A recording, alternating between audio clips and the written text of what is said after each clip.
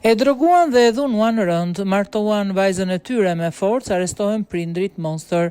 Një ngjarje tronditse ka ndodhur në Rimini të Italisë, ku një çift prindrish me origjinë nga Bangladeshi janë arrestuar pasi kanë dhunuar vajzën e tyre për shkak se ajo refuzoi të martohej me një burr të zgjedhur prej tyre.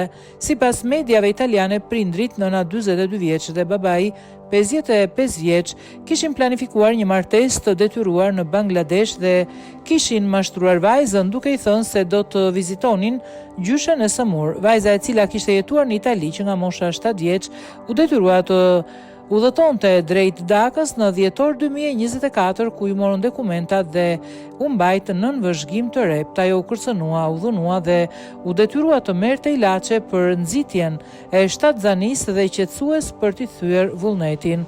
Hetimet e prokurorisë së Riminit zbuluan se vajza kishte arritur të rezistonte dhe të kërkonte ndihmë përmes një shoqe dhe një qendre antidhunë, me ndihmën e së cilës u vu në kontakt me autoritetet italiane.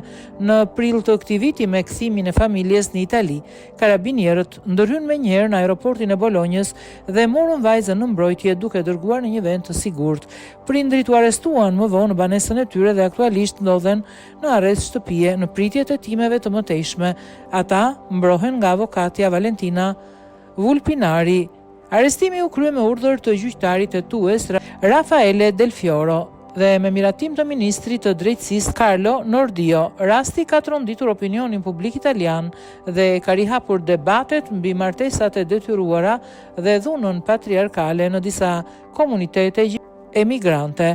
Autoritetet vlerësuan guximin e vajzës, e cila pavarësisht presionit dhe dhunës arriti të shpëtojë vetë dhe të denoncojë abuzimin.